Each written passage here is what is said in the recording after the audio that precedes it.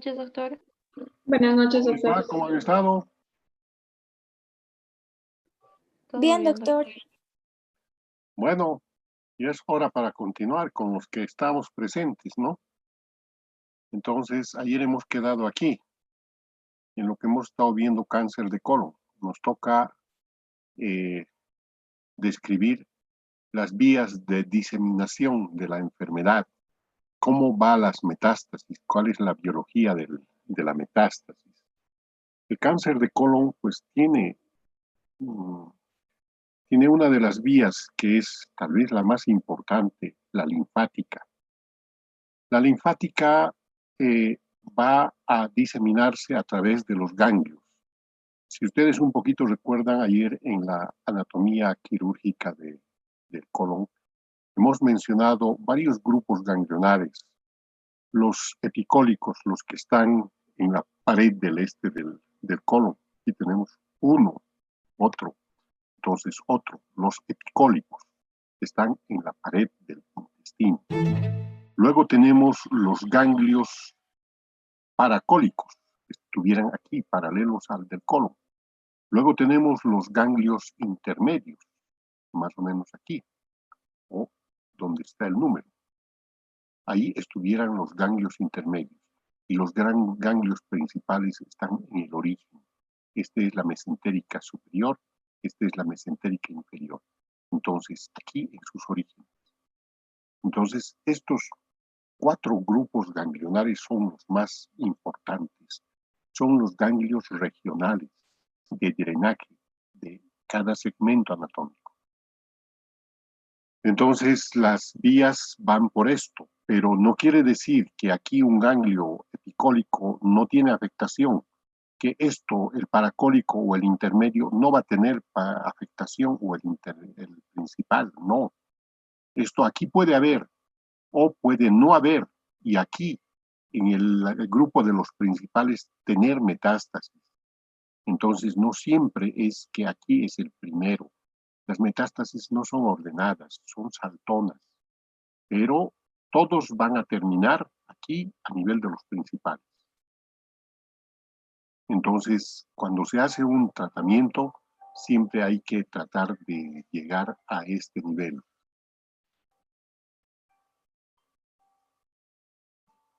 En casi la mitad de los pacientes tenemos esta vía de diseminación, la linfática. Esto va en todo lado, en todos los sitios. Entonces, otra de las formas de diseminación es la hematógena, es en menor proporción que la linfática.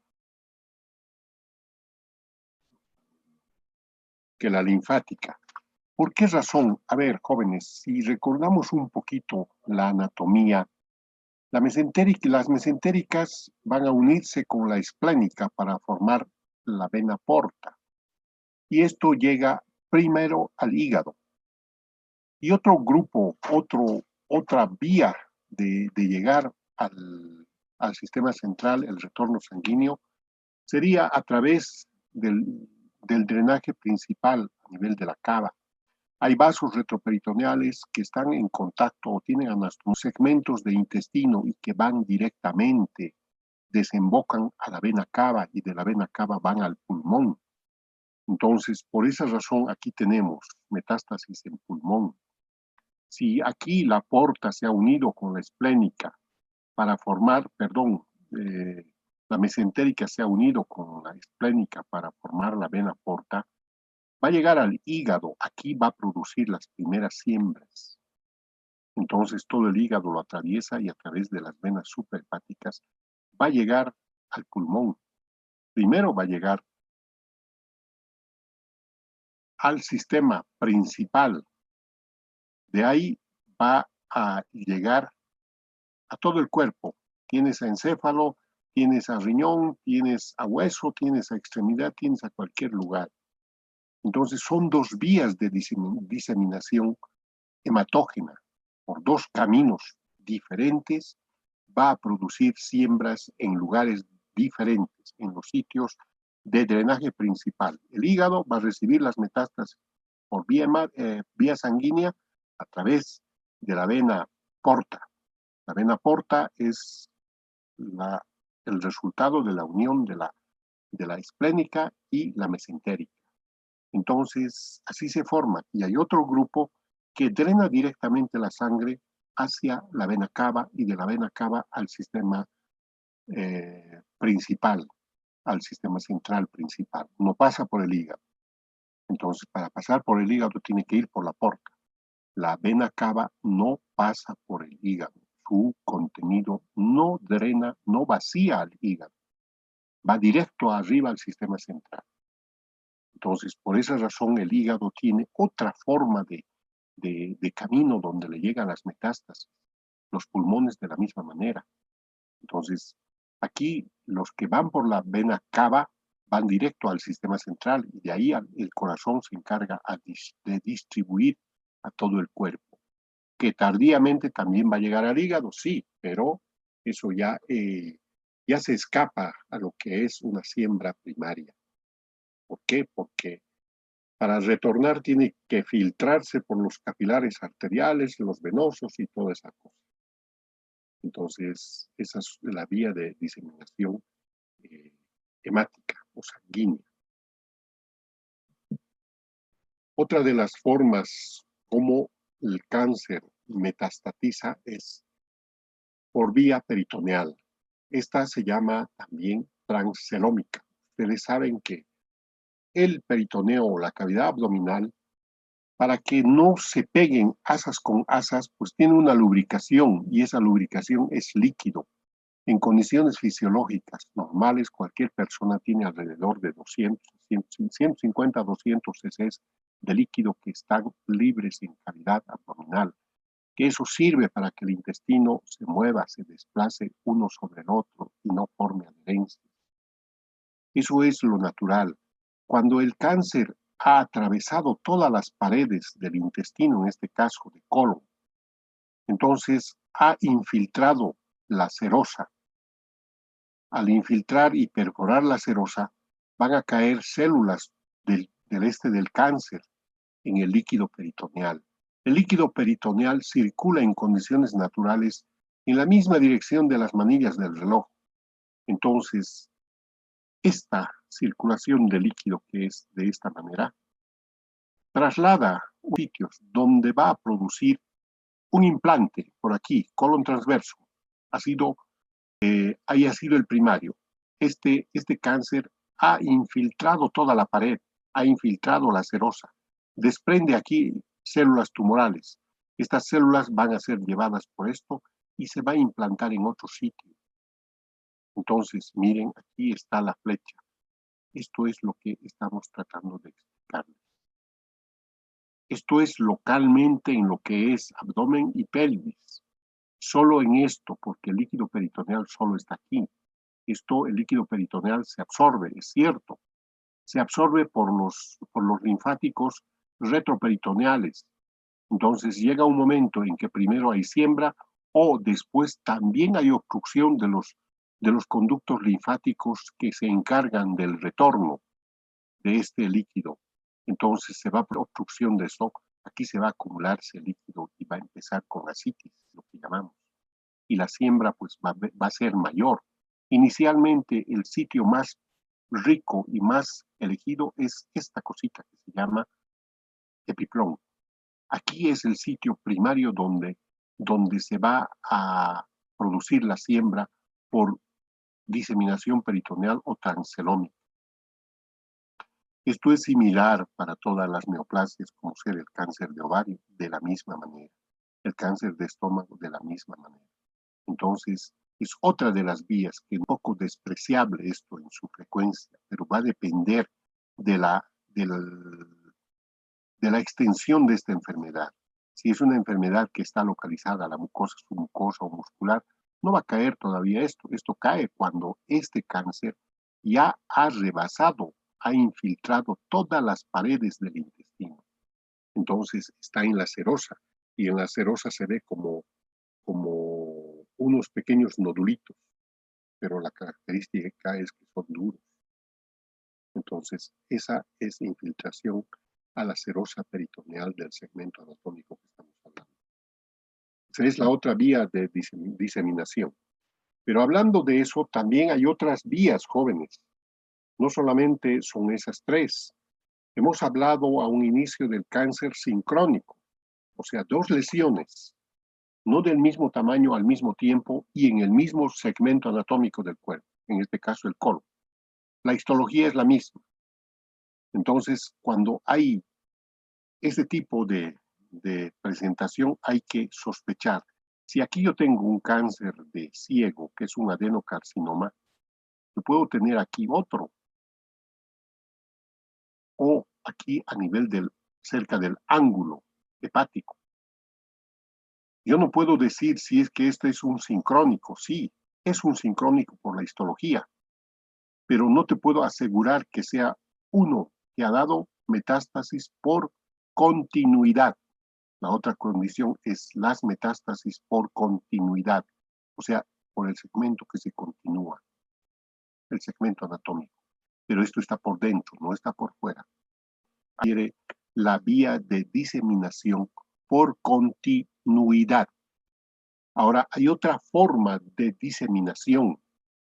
Entonces, estas cosas no son rutinarias, no se vayan a sorprender si alguien les dice que esto no existe, que esto no hay. No, jóvenes. Esto es una cosa bien estudiada y bien conocida y bien aplicada, sobre todo en los centros oncológicos, en los grandes centros oncológicos. La otra forma es por contigüidad.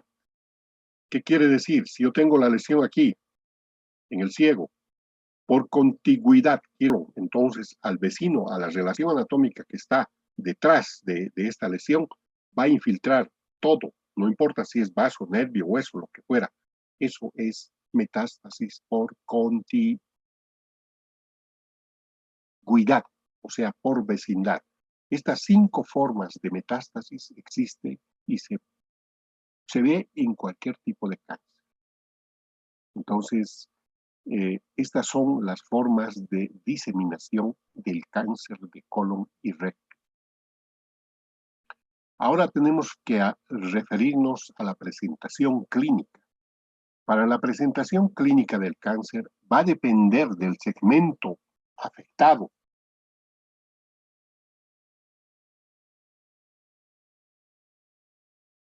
Hemos dicho ayer en la revisión de la anatomía que el ciego es el más ancho, el segmento más ancho, que el colon izquierdo es el más estrecho. Entonces, en el cáncer del lado derecho, nunca o casi nunca la lesión, salvo que fuera de mucho tiempo, va a producir va a ocupar toda la luz del ciego, porque este tiene buen diámetro. Y el crecimiento siempre es a través de la pared en el eje. Sigue el eje, la lesión. En cambio, en estos lados, en el lado izquierdo y en el recto, como son más estrechos, la lesión es circular, el crecimiento de la lesión es circular, es estenosante. A veces, en este tipo de cáncer del lado derecho, a un inicio no va a tener nada, ninguna molestia, jóvenes, no esperen. El paciente no relata ninguna molestia, salvo que en pocas veces te dice, tengo diarrea, doctor, pero se me pasa en 3 días. O un día me da diarrea y después pasa. Pero de repente la diarrea vuelve en un tiempo. Una semana, 10 días, vuelve y otra vez se pasa. Entonces son síntomas leves de una alteración del tránsito intestinal. ¿Por qué? Porque sencillamente aquí, en una etapa tardía, en un tiempo muy prolongado, el contenido intestinal a nivel del delgado es casi líquido. Entonces, esto fluye libremente y el colon cumple sus funciones. ¿Cuál es la función principal del colon? Es de absorción. Llega a este lado, pues ya la cosa ya no es líquida, ya es pastosa. ¿Por qué? Todo se ha absorbido, el líquido y los elementos que le necesita el cuerpo se lo ha absorbido la mucosa del colon. Entonces, como aquí es el crecimiento de tipo estenosante, este paciente puede cursar con solo distensión abdominal leve o un dolorcito inespecífico que no sabe explicar el paciente. Y eso pues se llama pseudoobstrucción intestinal. Entonces, miren, en esto, como ven, no es de esperar síntomas así clásicos para decir va a haber esto y esto más se va a presentar. Pero cuando la enfermedad ya está un poquito avanzado, va a haber ciertas características como ser, por ejemplo, el paciente empieza a perder peso. Pero él no se siente mal, no siente ninguna molestia. Simplemente que la familia dice, es que ha perdido peso. Y le preguntas, ¿cómo está comiendo? Yo como normal, como siempre he comido. Solo que de vez en cuando tengo un poquito de diarrea. Puede ser que por eso haya perdido peso, doctor. Entonces, no hay cosas así patognomónicas para decir esto, pero la pérdida de peso es un dato que ya te hace sospechar la única patología que te hace perder peso, pero de manera sin causa, sin explicación, cuando el paciente está comiendo igual o más que antes, pero a pesar de eso está perdiendo peso, ahí sí que hay que sospechar, jóvenes, que podríamos estar frente a un cáncer, no siempre de colon, pero un cáncer en algún lugar que esté creciendo. Entonces, los síntomas pueden ser inespecíficos, vagos, o puede haber alteración del tránsito intestinal. Puede haber, cuando hay un cáncer del lado derecho, puede haber melena, o sea que este tumor sangra. Y el paciente te lo describe, doctor, estoy haciendo mis deposiciones un poco oscuras. Pues es lo único que le llama la atención al paciente. No puede decir sangre porque es oscura. Pues eso oscuro nosotros tenemos que tomarle como melena. Entonces, en este lado hay eso. A este lado, como esta obstrucción, y esto te va a hacer confundir con páncreas, estómago o duodeno, o muchas veces con patología biliodigestiva. Sigues bajando, pues aquí, como es estenosante, lo más frecuente va a ser subobstrucción. Entonces el paciente como que se le hincha la barriga. Pero aquí, en todo esto, ya va a haber otra cosa. Ya no va a haber sangre, ya no va a haber heces oscuras. Aquí va a haber hematoquesia, va a haber sangrado. Y que ahí sí que el paciente se asusta. Dice, estoy botando sangre. Cuando un paciente rectorragia o hematoquesia, jóvenes, hay que pensar primero un pólipo. Por ejemplo, el pólipo de Peutz-Jeghers o un pólipo familiar que a veces debuta con sangrado, pero no hay molestia, solo el sangrado. El sangrado nos debe llamar mucho la atención. El sangrado puede ser por un pólipo, sí. El sangrado puede ser en gente joven por una angiodisplasia, que es más frecuente en este lado. No es melena porque el sangrado es abundante y eso hace que acelere el tránsito. Entonces puedes ver todavía sangre rutilante. Pacientes jóvenes que les lleva al estado de choque, una angiodisplasia. Otra es los pólipos. Otra es el cáncer en cualquier segmento. Puede tener aquí un cáncer el señor y no haber melena.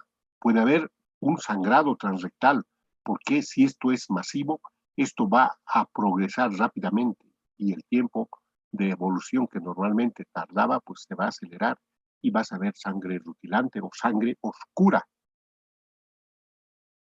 Entonces, frente a eso, pérdida de peso y sangrado, hay que sospechar de un cáncer.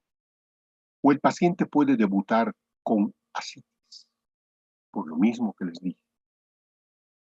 Hay infiltración a nivel de los conductos linfáticos del la cavidad abdominal, eso se obstruye y aquí va a empezar a acumular. Va a haber ascitis. Esa ascitis puede extenderse o puede empezar en las extremidades inferiores e ir ascendiendo y tener una anasarca.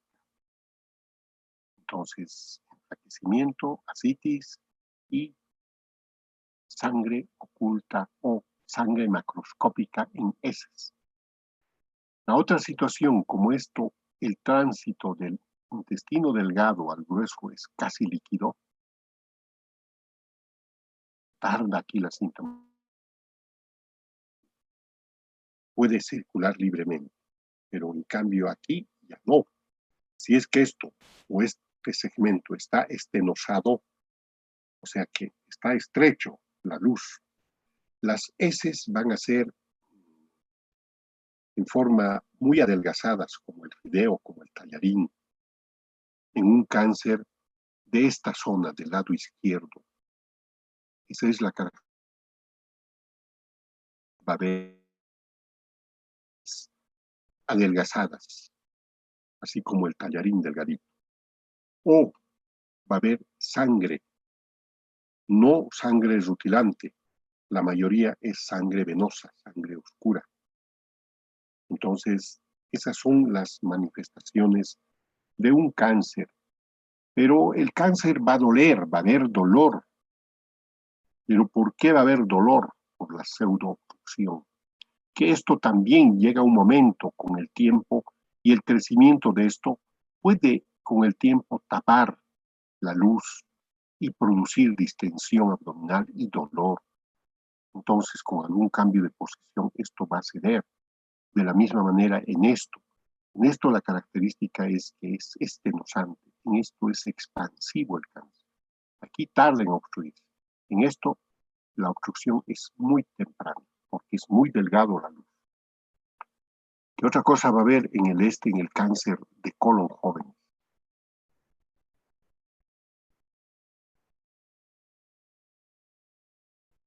Básicamente eso es lo más importante. Puede ser asintomático o puede haber algún síntoma. No esperen encontrar todo lo que le estamos mencionando en un paciente con cáncer. Va a haber uno o dos, pero si hacemos un poquito de hincapié en el tiempo, vamos a ver que todo esto sí se presenta, pero va a depender del tiempo de evolución de la enfermedad. Entonces, eso es lo que podemos decir de la presentación clínica. En esto no es de memoria, jóvenes. No es que todo esto tiene que estar para que sea o sospeches de cáncer. Hay cosas que hay que recibir del paciente y analizar y relacionar con la semiología que te han enseñado y con la anatomía. Entonces, aquí todo es analítico, nada es de memoria, nada es igualito para dos pacientes. El diagnóstico puede ser el mismo, pero la presentación clínica, el comportamiento de la enfermedad va a ser diferente en las dos personas. En el examen físico, ¿qué es lo que vamos a tener? Podemos encontrar como dato único, pues también la palidez de piel y mucosas, una anemia secundaria por el sangrado, por lo que el paciente dice, estoy haciendo del 2, doctor, un poco oscura. Nunca hacía así antes, pero desde hace 3 meses, todos los días hago oscuro. Entonces, todos los días está sangrando porque eso es melena. Y esto puede llevar a una anemia secundaria. Y esta anemia secundaria se va a traducir en palidez de la piel y mucosas. Y si tocamos el pulso, pues va a haber taquicardia, va a haber aumento de la frecuencia del pulso.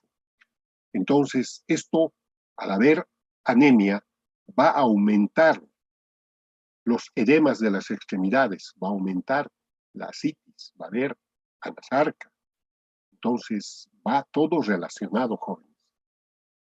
En el examen podemos palpar también un tumor en una parte del abdomen donde está localizado la lesión. O podemos no palpar nada, solo hay líquido de asitis y hay distensión. Pero esto que no palpemos el tumor no quiere decir de que no tenga el paciente. Ustedes saben que todos los segmentos del intestino son móviles, que son poquitas las partes anatómicas que son fijos. El duodeno es fijo, el ciego es fijo, y después todo lo demás, los ángulos son fijos, todo lo demás es móvil. Entonces, unos dicen que cuando hay pseudoobstrucción hay peristaltismo de lucha, pero eso es una cosa relativa, no es lo más frecuente. Lo más frecuente, reiteramos, es la pérdida de peso. Entonces, la palidez de piel y mucosa y el sangrado o las heces melénicas. Entonces, de ahí en lo que viene, pues, lo que ustedes digan. Ahora, cuando hablamos de cáncer de colon, hemos hablado de factores de riesgo. Y entre esos factores de riesgo también hay que relacionar toditos esos. La edad, el sexo, las enfermedades inflamatorias, las enfermedades, el antecedente de cáncer de algún miembro de la familia. Entonces, las enfermedades poliposas que presentarían alguna persona en la familia. Todo eso se relaciona, jóvenes. Todo eso no es en vano. Esos son los factores de riesgo, los que aumentan la frecuencia de presentación del cáncer, junto con esto que hemos mencionado en la clínica y en el examen físico. Todo esto se va relacionando. Una persona mayor de 65, 68 años, que ha enfermado de enfermedad de Crohn a sus 20, 30 años, bueno, es potencial portador de un cáncer. Entonces, hablamos ayer de que la enfermedad de Crohn, aunque es una enfermedad inflamatoria, puede elevar la frecuencia en 20 veces comparado con una persona que no tiene cáncer o que no ha tenido enfermedad de Crohn, de desarrollar cáncer. Entonces, hay cosas que todo esto que hemos hablado, de los factores de riesgo, aquí se relaciona. Entonces, no es en vano. Unos pueden decir, ¿para qué doctor nos está dando? Entonces, cuando hablamos de cáncer, debemos hablar lo primero de factores de riesgo. Luego, después, hablamos de factores pronósticos. Los factores pronósticos pueden ser favorables, pueden ser clínicos, pueden ser histopatológicos o desfavorables. También clínicos favorables, una persona, la edad, el sexo. Entonces, hemos dicho que en el varón es 3 veces más la frecuencia de presentación comparado con las mujeres. La edad, después de los 50 años. La raza no tiene trascendencia, no se ha visto diferencias significativas. Entonces, la dieta. Entonces, en esa parte entran muchas cosas. A ver, vamos a seguir, jóvenes. Una vez de que ya el cáncer de colon hemos revisado la presentación clínica, vamos a ver cómo lo estudiamos al paciente. ¿Qué exámenes necesita el paciente? La clínica primero, el interrogatorio, enfermedad actual, buscar las molestias, todos los síntomas. En otras palabras, acompañado con el examen físico, los datos que hemos mencionado. Vamos a encontrar síntomas. Doctor, he perdido peso, pero como igual como antes, pero he enflaquecido y sigo enflaqueciendo. Y tengo buen apetito, doctor. Ahora, signos. Vamos a encontrar palidez, vamos a encontrar edema. El tacto rectal, jóvenes, es parte del examen físico. ¿Por qué? Si un paciente me dice, doctor, yo tengo heces negras, pero le dices, así como mi zapato, no, doctor, no es tan oscuro, pero es un verde oscuro. ¿Qué tienes que hacer? Comprobar. ¿Cómo lo vas a comprobar? Haciéndole un tacto rectal. El tacto rectal en esta parte de sus pacientes solo sirve para probar, para ver, para verificar, en otras palabras, lo que me está diciendo el paciente. ¿Es melena o qué es esto? Para eso hacemos el tacto rectal. Ahora, el tacto rectal solo es de utilidad si el paciente tiene un cáncer de recto bajo, porque el dedo no tiene más allá de 7, 8 centímetros, lo que vas a revisar. Pero hay una cosa que es muy importante, jóvenes. y puede servir para mucha gente, para gente que no tiene ninguna sintomatología o que te dice el paciente solo he perdido peso. Buscar un examen, hacerle sangre, determinación de sangre oculta en heces. Esto es barato, es rápido y es muy seguro. Un paciente que sale positivo en este examen en las heces, ese paciente es candidato, pero casi de inmediato, a hacerle una colonoscopia para ver de dónde está sangrando. ¿El sangrado es alto o es bajo? Puede empezarse por una parte de la colonoscopia, es baja. Pero si es que en esto no encontramos ninguna lesión, bendito sea el Señor, no tiene nada en colon ni en recto, entonces hay que seguir buscando, hay que hacerle una endoscopia alta. ¿Por qué? Porque hay sangre oculta y de dónde viene esa sangre tenemos que determinar. Entonces, la endoscopia es muy importante después de encontrar o tener un examen que reporta sangre oculta en heces positiva. La colonoscopia. Ahora, cuando se hace la colonoscopia, ¿para qué nos sirve? Al paciente se le prepara el colon, se hace un lavado, ya sea con enemas o con otras cosas, como ser en el tiempo actual, lo que usamos es el mannitol para hacer una preparación, para hacer una limpieza de todo el colon, de todo el intestino, porque debe estar limpio, no debe haber excremento para hacer el examen colonoscópico. La colonoscopia es una visión directa, macroscópica de la luz de todo el intestino. Entonces es un examen excelente, es un examen con alta sensibilidad para encontrar, porque lo vas a ver, ya sea en directo o en fotografía, la lesión, las características, el tamaño y cómo está creciendo, si está sangrando, no está sangrando, si es estenosante o es expansivo, lo vas a ver. Al hacer la colonoscopia, puedes tomar un cepillado para examen citológico de la lesión. El colonoscopio tiene un cepillito especial que es como rasparle el tumor muy finito. Y eso, pues, retiras, tomas esa muestra y lo extiendes en una laminilla, un portón, y lo dejas con fijador o le dejas con alcohol. Listo, eso se fija.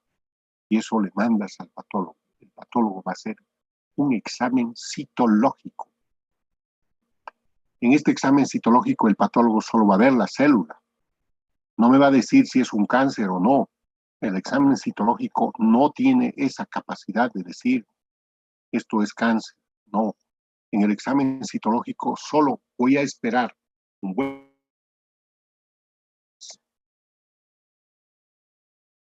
o citología normal. Si me dice células atípicas, yo estoy en la obligación de sospechar que aquí este paciente tiene otra cosa más. Y es algo serio lo que tiene. El examen citológico no sirve para hacer diagnóstico, pero sirve para iniciar los exámenes que nos van a llevar al diagnóstico. Al hacer la colonoscopia, pues como ha visto el tumor, como se ve en toda su magnitud el tumor, su extensión interior en el intestino, también este aparato está provisto de una pinza para morder la mucosa. Son pinzas finas que sirven para tomar biopsia.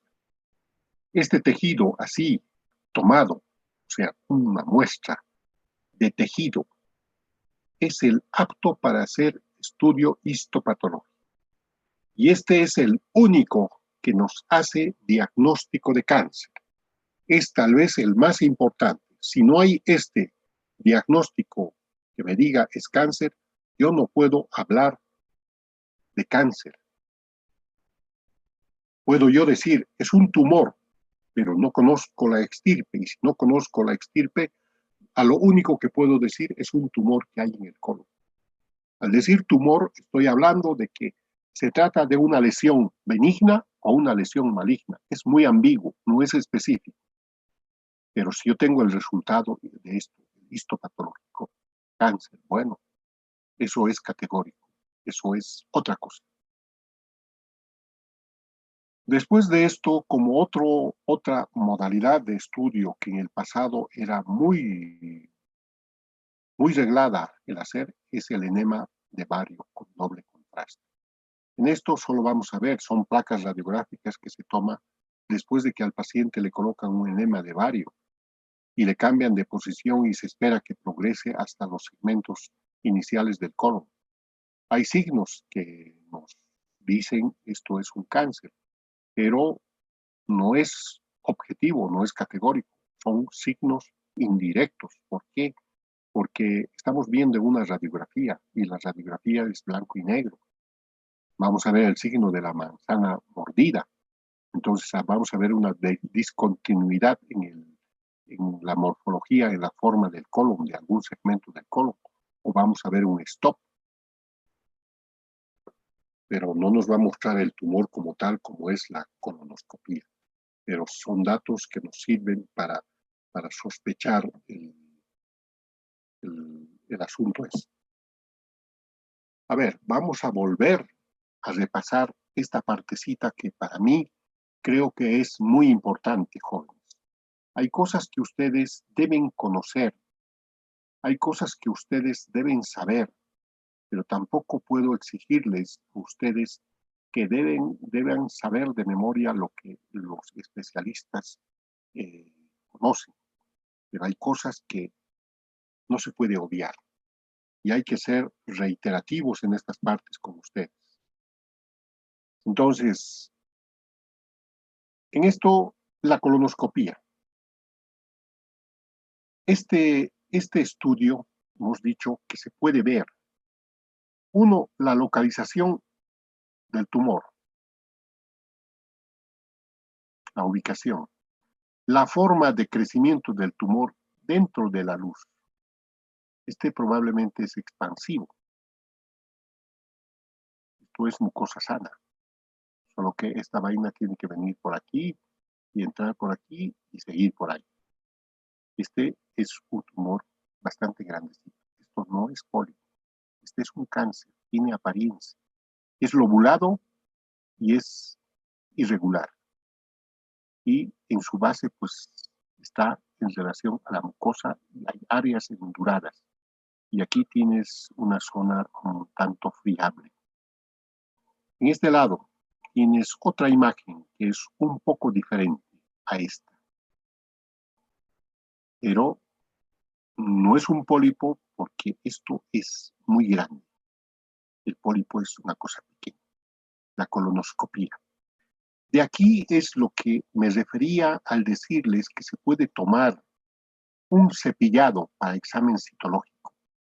El cepillito parece chistoso el mencionar cepillado, pero es parte del aparato, entra por dentro del aparato y en la punta tiene un cepillito muy fino que se raspa simplemente esto o cualquier parte.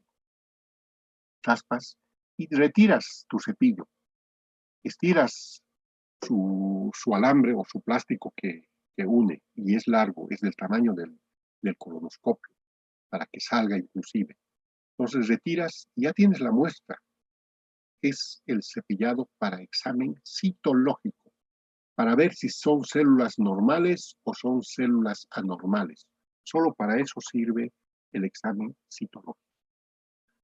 Luego después en esto hemos mencionado la biopsia. Ese colonoscopio también está provisto de una pinza donde muerde el tejido y saca un pedacito, 1 milímetro, 2 milímetros. Dependerá de lo que aquí se deje. A veces es duro, a veces no permite y a veces sí permite. Tomas la muestra y ya tienes. Entonces, esa es el tejido para estudio histopatológico. El estudio histopatológico tienes que tener un pedacito de la muestra. Entonces, con todo eso ya puedes tener un diagnóstico de precisión. Si no hay eso, no hay estudio histopatológico, yo no puedo decir, no debo decir a la paciente, al familiar, tiene usted un cáncer. Con ese examen estoy autorizado. Mientras tanto, yo debo decir, esto es un tumor. No sabemos si es benigno o es maligno. En esto, solo células va a haber. Eso es lo que es el examen citológico. En otras palabras, ¿qué es esto? Es un Papa Nicolau joven. Eso es lo que siempre han escuchado. El Papa Nicolau. Ese es el examen citológico. Y el Papa Nicolau solo sirve para decirnos, hay células atípicas, o sea, células deformes, o células normales, nada más. Y nos obliga a hacer otro tipo de examen, como ser la biopsia. Ahora, otra cosa que ya, si hemos hecho el diagnóstico de cáncer de colon correcto, estamos obligados a pedir laboratorios especiales, y en este caso el marcador tumoral específico para el cáncer de colon y recto, y es la determinación del antígeno carcinoembrionario. Se toma un poco de sangre y se hace el examen. Entonces, esto sirve para hacer el seguimiento y también para sospechar de recidiva. Si yo tengo un marcador tumoral que está más el doble, el triple de lo normal, algunos laboratorios nos dicen 4 o 5. Si yo tengo el doble de eso, o 3 veces, o 10 veces más de eso, no puedo decir esto es un cáncer. Yo debo decir sí y creer al antígeno carcinoembrionario que me está sugiriendo que el paciente tiene un cáncer. Esto es en la sangre. Entonces, ¿cuándo voy a decir? Cuando yo tenga un resultado histopatológico. Este antígeno carcinoembrionario se eleva cuando hay un cáncer, en una mayoría de las veces. Y en una minoría, pues, ni se modifica. Está normal, pero el paciente tiene cáncer. Entonces, este laboratorio tampoco no es el 100%. Hay falsos positivos y hay falsos negativos.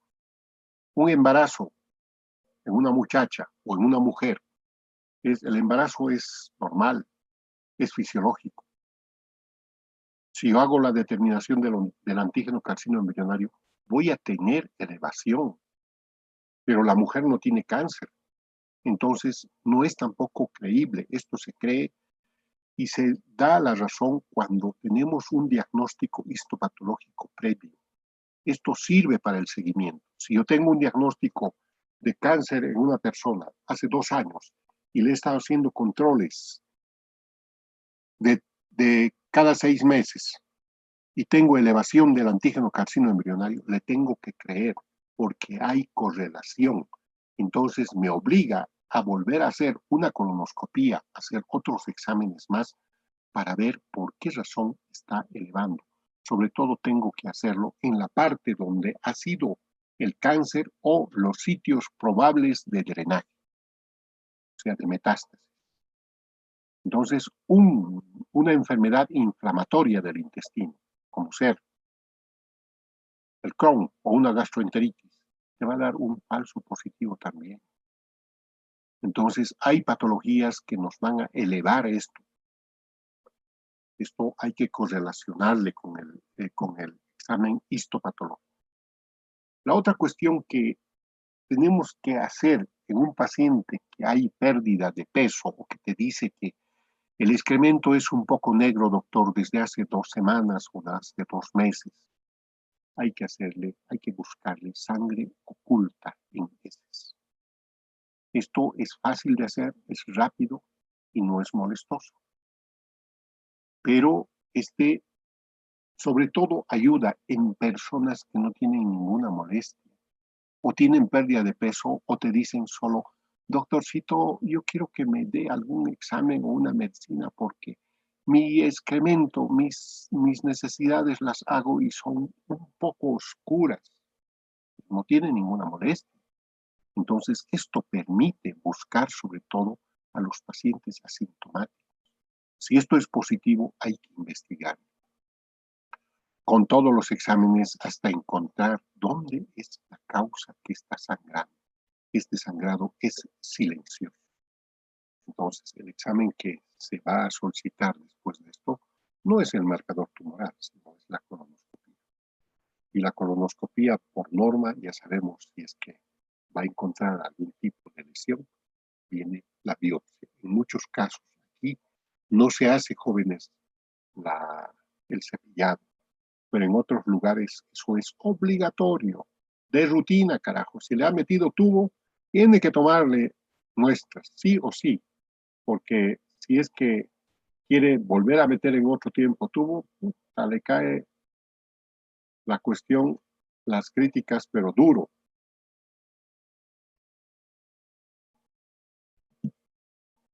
La otra cuestión, hay que pedir una tomografía computarizada de abdomen y pelvis, con contraste. En esto, con los cortes que se hace, pues nos permite, sobre todo las reconstrucciones, nos permite localizar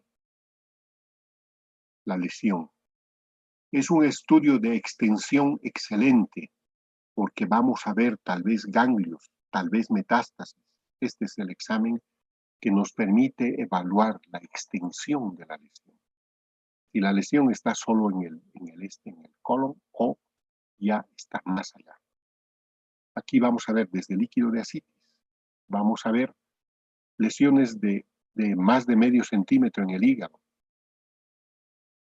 Es similar a la resonancia, nos ayuda, solo que aquí no lo estamos tomando en cuenta porque la resonancia tiene un costo más elevado que la tomografía. Los resultados son similares, pero hay más lugares para hacer este examen. Ahora, cuando se hace la tomografía, hay los últimos aparatos, por ejemplo. Se hace la tomografía con contraste y sin contraste, y los dos se comparan, jóvenes, pero aquí en nuestro medio tratamos de hacer el que más beneficio nos va a aportar. ¿Cuál va a ser esto? La tomografía con contraste. ¿Por qué? Porque la tomografía sin contraste pues costará 1,000 bolivianos. Este otro pues el doble. Pero por cuestiones económicas obviamos uno y pedimos con contraste. Porque en esto vamos a ver ciertas características del tumor. Ustedes saben que un cáncer de alguna parte del cuerpo siempre es muy vascularizado. Entonces concentra más el medio de contraste y nos da mejor visión. En cambio, una tomografía sin contraste, entonces blanco y negro.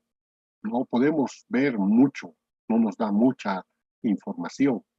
En cambio, una tomografía con contraste, pues es la que nos va a permitir valorar el hígado, el retroperitoneo, cavidad abdominal, sobre todo las reconstrucciones. Vamos a ver el tumor, el tamaño, la localización y los sitios de metástasis. En nuestro medio hay muchos lugares donde se hace estudios, otra maravillas. Hay una otra opción que se llama la colonoscopía virtual. No tienen este privilegio todas las máquinas, todos los tomógrafos, pero el que tienen ustedes ahí al lado en el Hospital Viedma, en esa máquina se puede hacer una colonoscopía con el tomógrafo y con el uso de la computadora y en la computadora ver una colonoscopía. O sea, ver desde el ano, desde el recto por dentro, reconstruyendo, joven, reconstruyendo y recorriendo todo el colon. Hemos dicho que el cáncer de colon nace en la mucosa, pues dentro de la mucosa vamos a encontrar el cáncer y lo vamos a ver. La reconstrucción es muy maravillosa, es excelente. Lamentablemente no se puede imprimir estas cosas, solo se puede ver en la máquina de la computadora del tomógrafo. Pero la información que nos da es grande. Es igual que hacer una colonoscopia, pero esto es virtual. Haciendo las reconstrucciones de todos los segmentos, podemos tener esa imagen. Entonces, la tomografía y aprovechar la tomografía para hacer una colonoscopía virtual, reconstruyendo los segmentos. Y así, como ven aquí, vamos a ver la lesión que está en la luz del intestino. Entonces ya tú vas a decidir qué más quieres, pero tienes la satisfacción. El tomógrafo del Hospital Viema tiene esta calidad. Es de las últimas que han llegado, que se ha importado para el medio. Y los últimos tomógrafos tienen esta cualidad. Los antiguitos nada que ver. Ahora, hay otro estudio que todavía no tenemos en Cochabamba. En Bolivia sí hay, creo que en La Paz ya están haciendo. Es la tomografía con emisión de positrones, el PET-scan. Es una tomografía común y corriente, jóvenes, pero aquí se usa material radiactivo. ¿Y cuál es la cualidad de este material radiactivo? Esto se pega y hace visible la lesión primaria, o sea, el cáncer. Y también busca los sitios de drenaje donde ha habido metástasis. Si ha habido metástasis a ganglios linfáticos, concentra en medio. Y si ha habido en otras vísceras, también concentra. Entonces, esto es lo último que hay, la tomografía con emisión de positrones. Es un excelente medio, es muy bonito. Aquí puedes decir, aquí nace el cáncer, aquí está el cáncer, y allá hay metástasis. Y te lo muestra cómo van las metástasis, porque es un material radiactivo el que se usa. Entonces, son estudios que en otros lugares ya son rutinarios, todos los centros oncológicos. Esto ya cuentan de hace mucho tiempo, esto está en el uso pues alrededor de unos 6, 7 años, o tal vez un poco más. Pero es un aporte grande, lamentablemente. No tenemos en Cochabamba. Mucha gente de aquí ha ido a la Argentina, a Chile, a hacerse este examen. Pero es excelente. Te permite, te dice, aquí está el primario y aquí tienes metástasis. Entonces, lo único que te falta es hacer la biopsia y documentar la histología, nada más. La tomografía con emisión de positrones o el PET-scan.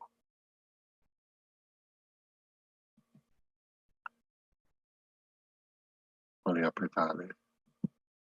A ver, esto es lo mismo, pero es otro sitio, es otra parte del cuerpo. Lo mismo, un PET-scan para buscar la lesión primaria y las metástasis.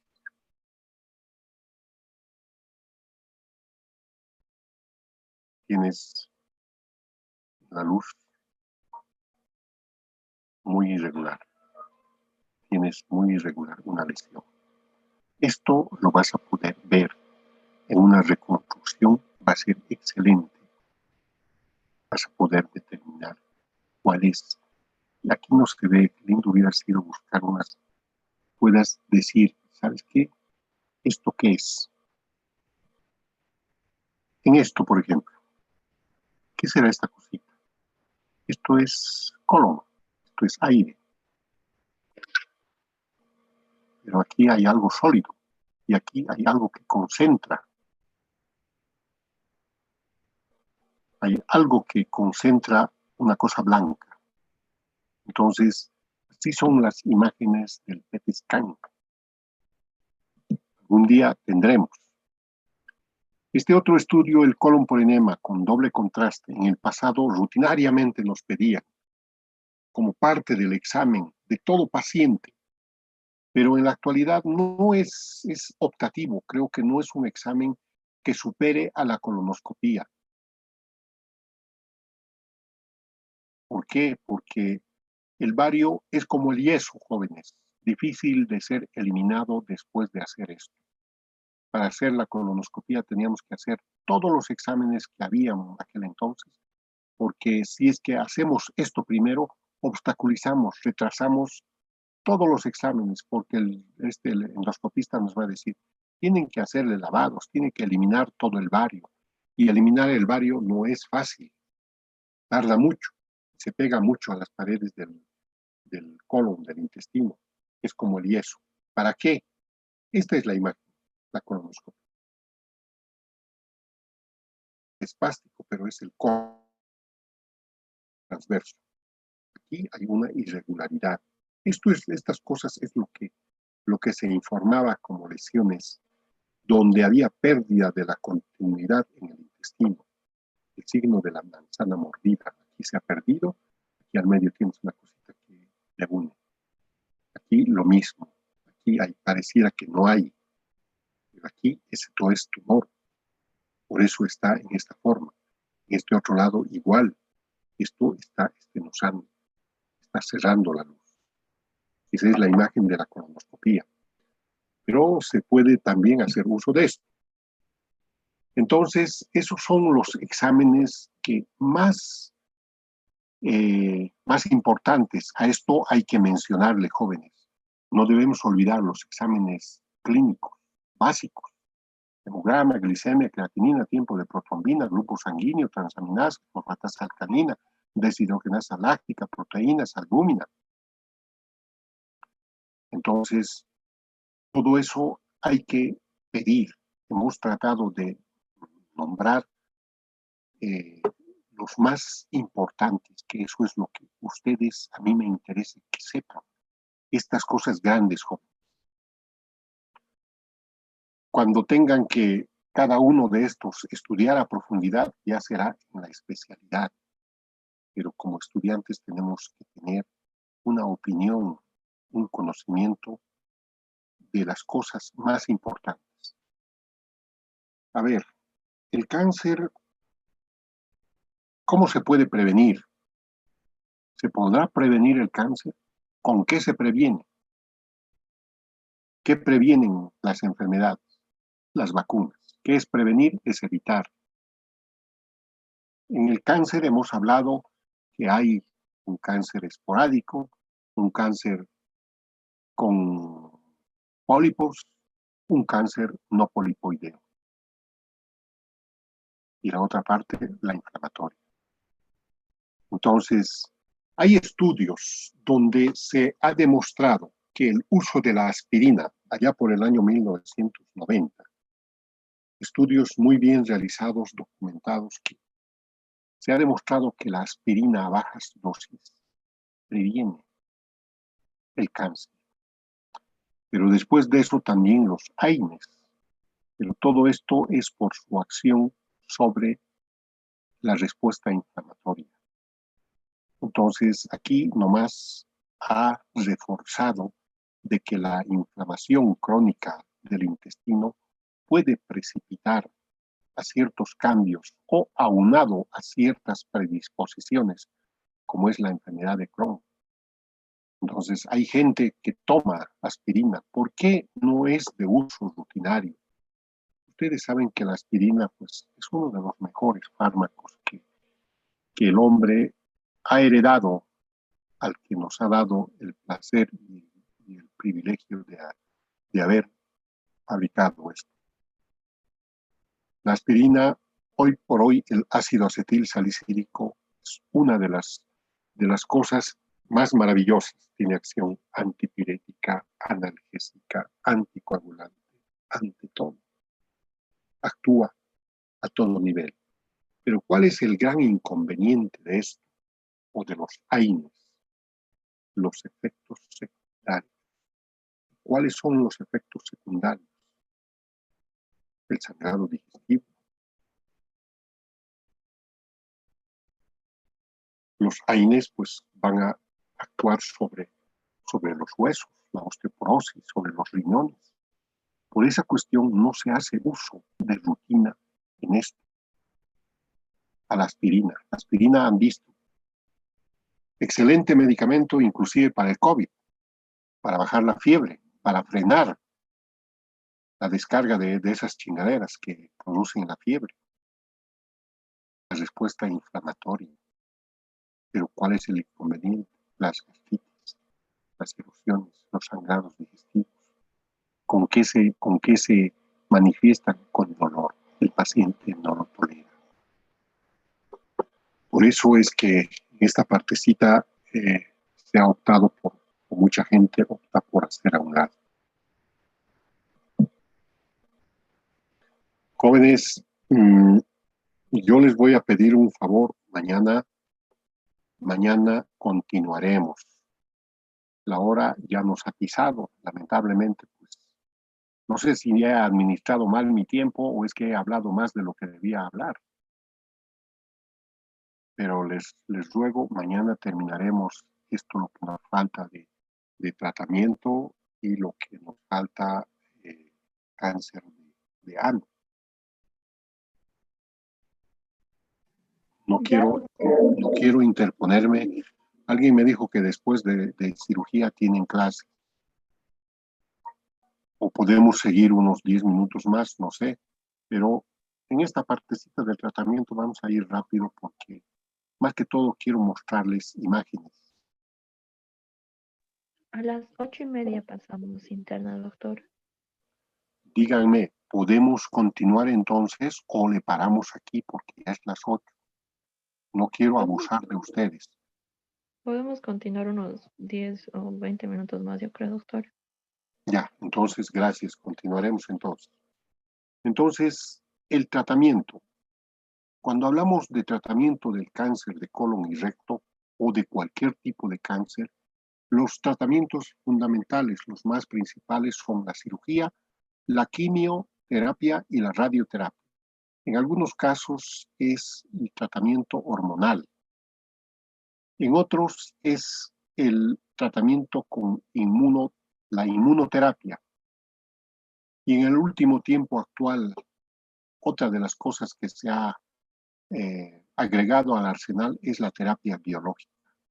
Son los anticuerpos monoclonales que participan en el tratamiento. No son citostáticos, pero aumentan la resistencia y el estado inmunológico de la persona.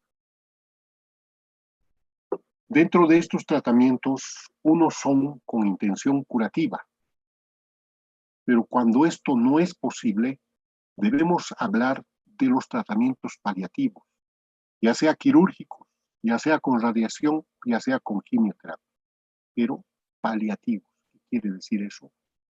Temporales, que van a mejorar el estado de la persona para ayudarle hasta que llegue la hora de su deceso. Entonces, la cirugía. ¿Cuál es el objetivo de la cirugía? Es quitar toda la lesión para lograr la curación en lo posible. En esto, a veces uno puede decir, cualquiera va a operar, pero hay criterios. En la clase de hoy y de ayer hemos hablado de cosas que se incluyen. Hemos repasado la anatomía de manera objetiva y sobre todo hemos repasado las vías de diseminación. Hemos repasado todo esto con un objetivo. En oncología nosotros tenemos criterios. Quitar la lesión con márgenes adecuados, proximales, distales. No es de que al tumor hay que saludarlo, hay que tocarlo, al cáncer, pero no hay por qué abrirlo o causar una siembra. Si yo hago una biopsia de colon, por ejemplo, en una lesión, voy a decir lesión, que era dura y que ha sido hallazgo casual porque se entró a operar un apéndice o cualquier otra patología. Yo hago la biopsia porque he tocado una cosa dura, una biopsia incisional, muy bien. He abierto, lo he cerrado, lo he suturado. Bueno, está perfecto, ¿no? ¿Para qué? Dice, pues hecho para saber si es maligno o es benigno. Con este bendito acto, jóvenes, ¿qué es lo que ha ocasionado el caballero? Lo que esa lesión, ese cáncer, estaba localizado, estaba bien delimitado, ha hecho que toda la cavidad abdominal se contamine con las células tumorales de este cáncer. Entonces, la lesión que estaba tal vez en etapas iniciales lo ha convertido en una etapa ya final. ¿Por qué? Porque con lo que ha manipulado, ha hecho sangrar, ha contaminado toda la cavidad abdominal y toda la herida. Y es cuestión de tiempo, nada más. Ha hecho avanzar el cáncer de lo que ha tardado 2 años, pues no creo que pase 2 meses ya para ser terminal. Entonces, eso es un criterio inadecuado. Son conductas que lamentablemente uno ve. Le han hecho esto, el doctor, el que le estaba operando. Bueno, al querer hacer un favor, le ha hecho un daño lo grande a la paciente y a la familia, porque ha hecho que la enfermedad se acelere en su extensión, en su diseminación, y la familia pues también se enferma con el paciente. Entonces, en las terapias, la cirugía busca eso, márgenes adecuados, con intención curativa, con incluir en esto los sitios de drenaje regional de los ganglios, todo en bloque, jóvenes. No es de que voy a abrir, voy a ver, todo en bloque. Para eso es que ayer hemos visto la anatomía, la irrigación y los ganglios. Para eso es que tenemos que saber y tener presente. Todo eso se quita en bloque, no se quita por partes. Ahora, los tratamientos quirúrgicos también pueden ser paliativos cuando la lesión es irresecable. Entonces, ¿cuándo decimos que la lesión es irresecable? Cuando infiltra y compromete una víscera vital. La extensión del cáncer de transverso ha infiltrado el estómago, la cabeza del páncreas, y esto está pegado a la vena cava, está infiltrado. El querer quitar esto, voy a desgarrar la vena cava y el paciente va a morir. Eso es lesión irresecable. Una lesión inoperable es aquella que va a tener carcinomatosis o va a tener ascitis con implantes peritoneales. Pero es diferente la irresecabilidad de la inoperabilidad. Una lesión con datos de inoperabilidad, yo debo ofrecerle algo al paciente, ya sea un tratamiento paliativo. ¿Por qué? Porque necesito aliviar las molestias que son muy agudas en el paciente y está deteriorándole más. En otras palabras, buscar alguna alternativa de darle calidad de vida por un tiempo que queda al paciente. Entonces, en esos casos, pues yo puedo hacer derivaciones internas entre el intestino delgado y el intestino grueso, o entre intestino delgado y intestino delgado.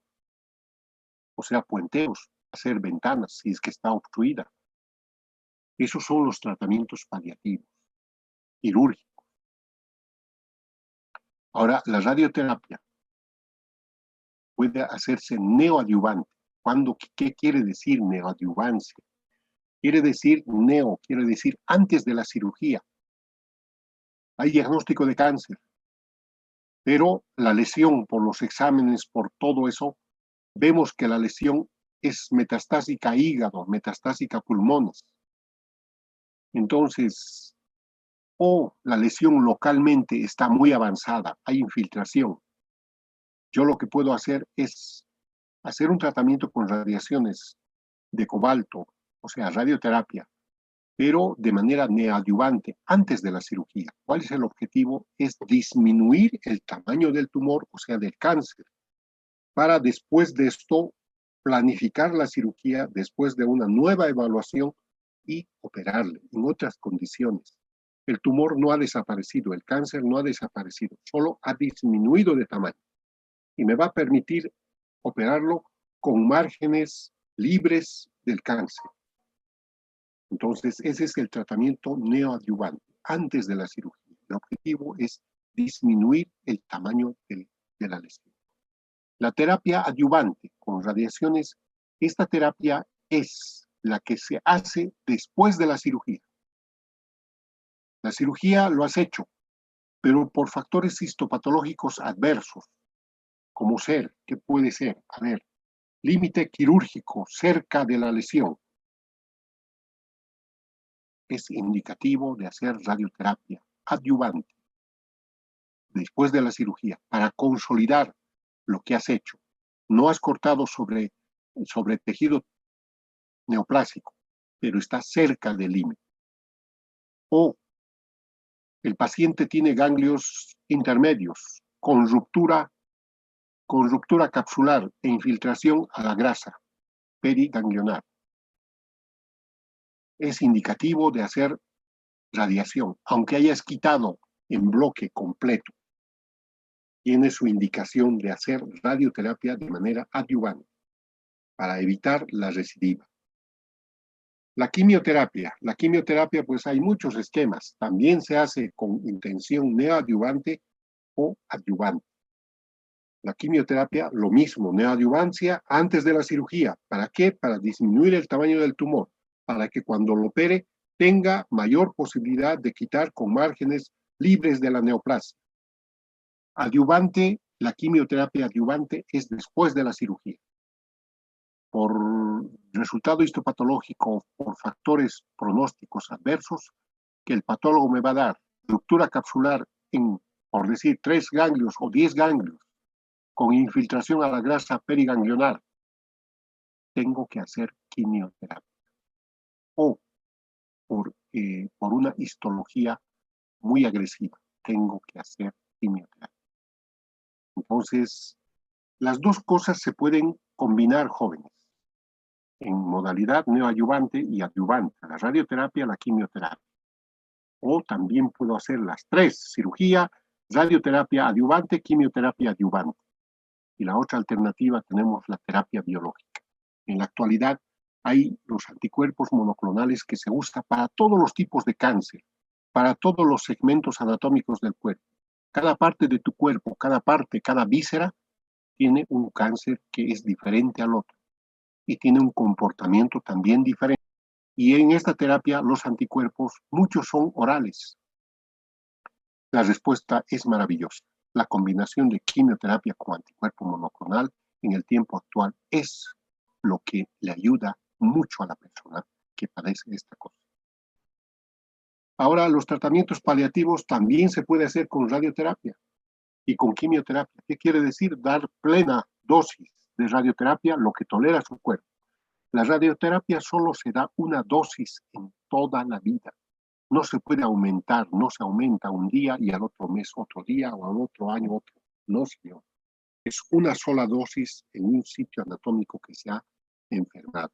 Está muy bien conocido, cada parte de tu cuerpo tiene una tolerancia exacta antes de que se necrose. Después de esa dosis de tolerancia que tiene y está descrito en todos los libros, si quieres darle, lo puedes dar, pero con seguridad se va a necrosar y va a quedar un hoyo, un boquete que nunca vas a resolver.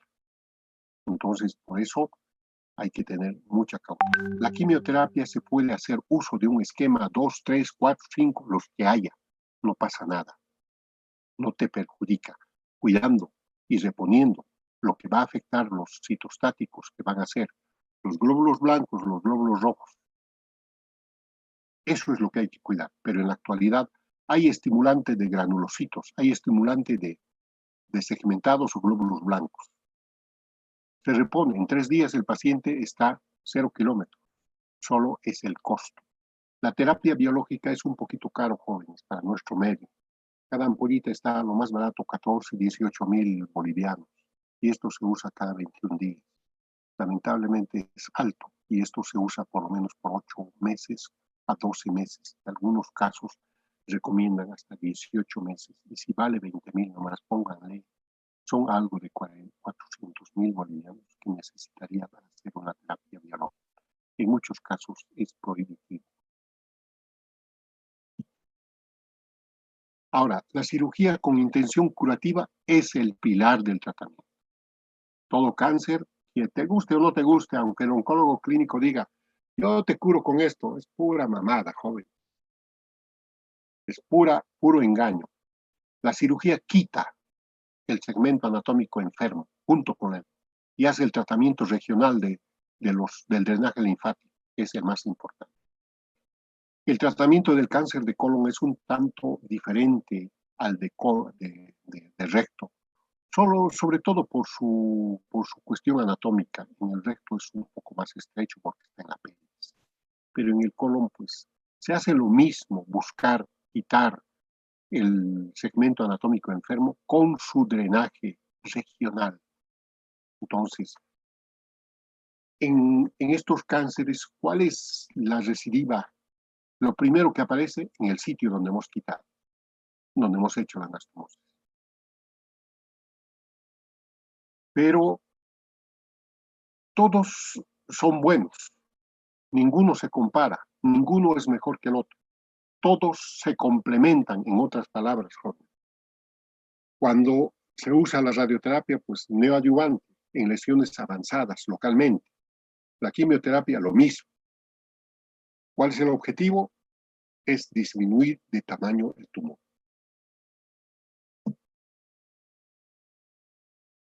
Reiteramos, ¿cuál es el objetivo de la cirugía?